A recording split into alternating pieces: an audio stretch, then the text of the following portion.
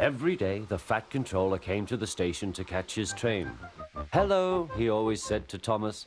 "Remember, don't be impatient, Thomas.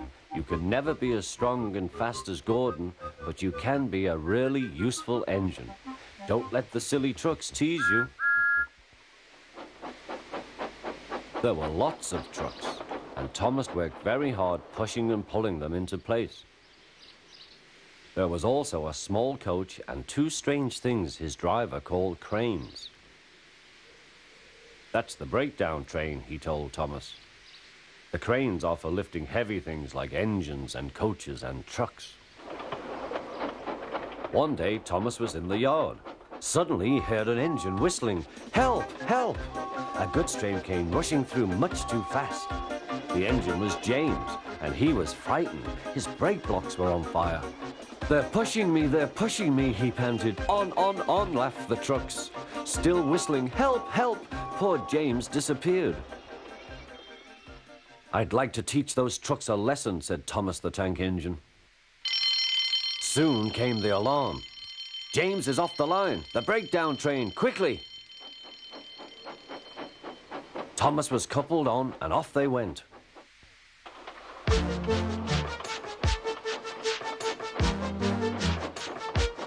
Thomas worked his hardest. "Hurry, hurry, hurry," he puffed.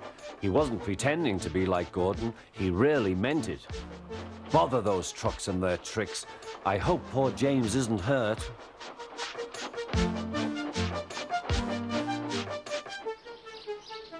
James's driver and fireman were feeling him all over to see if he was hurt. "Never mind, James," they said. "It wasn't your fault. It was those wooden brakes they gave you. We always said they were no good."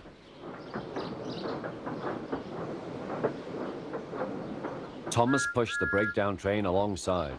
Then he pulled the unhurt trucks out of the way. Oh dear, they groaned. Serves you right, puffed Thomas. He was hard at work, puffing backwards and forwards all afternoon. "This'll teach you a lesson, this'll teach you a lesson," he told the trucks. And they answered, "Yes, it will, yes, it will."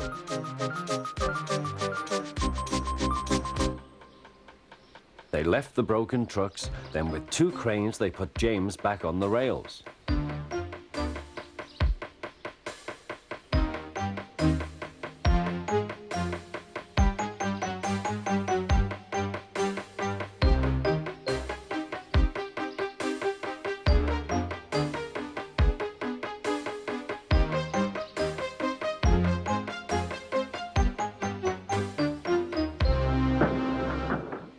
He tried to move, but he couldn't, so Thomas helped him back to the shed.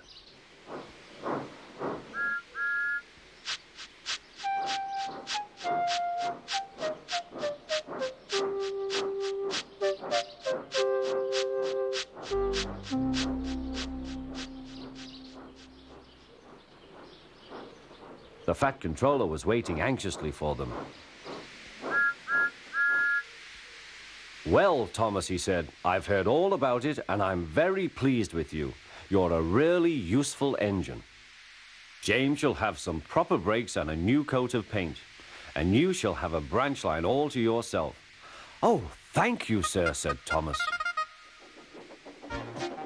Now Thomas is as happy as can be. He has a branch line and two coaches called Annie and Clarabelle. He puffs proudly backwards and forwards with them all day.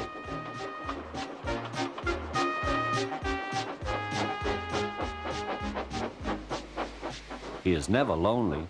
Edward and Henry stop quite often and tell him the news.